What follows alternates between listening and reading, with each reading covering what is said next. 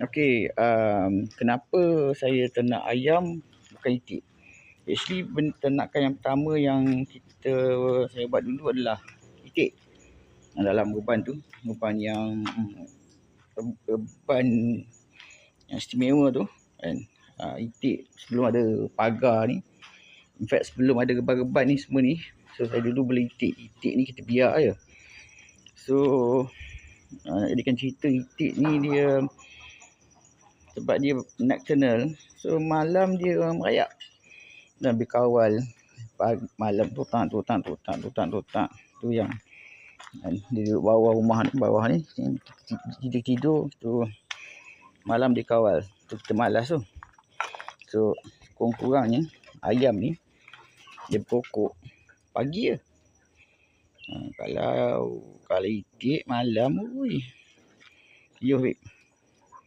kalau jauh rumah tak apa. Kalau sebelah rumah bawah rumah, baiklah ayam pada itik.